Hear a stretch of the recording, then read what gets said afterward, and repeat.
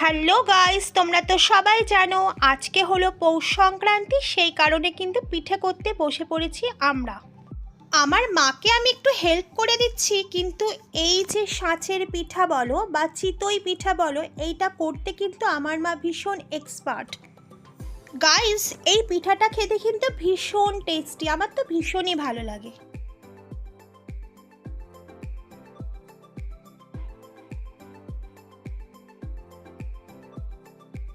তো গাইস, পিঠেগুলো কিন্তু তৈরি হয়ে গেছে। দেখো গাইস, কি সুন্দর লাগছে। আর এই পিঠেগুলো খেজুরের গুড় দিয়ে খেতে ভালো লাগে। গাইস দেখো, আমাদের পিঠা কিন্তু হচ্ছে বাড়িতে, তোমরা দেখতেই পেয়েছো। এটা হচ্ছে চিতই পিঠা বা অনেকে সরা পিঠা বলে। এটা গুড় দিয়ে খেতে কিন্তু দারুণ লাগে। আমি একটু খেয়ে দেখাচ্ছি।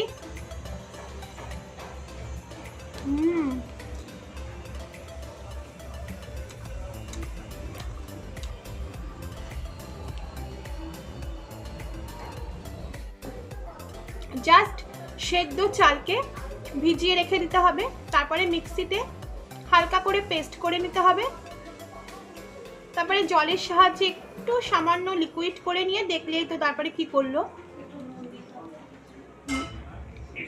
আর অবশ্যই একটু নুন দিতে হবে, নুন না দিলে তো আর ভালো লাগবে না, তাহলে পানসা লাগবে। নুনটা দিলে ভালো লাগবে।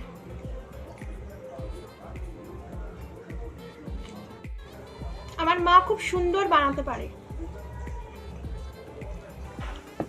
এছাড়াও আরো পিঠা হতে চলেছে, ওটা মামার বাড়িতে হবে, সবাই মিলে করবে এক জায়গায় পিকনিক। আর গাইস, তোমাদের বাড়িতে কার কার বাড়িতে কি কি পিঠা হচ্ছে অবশ্যই কমেন্টের মাধ্যমে জানাবে।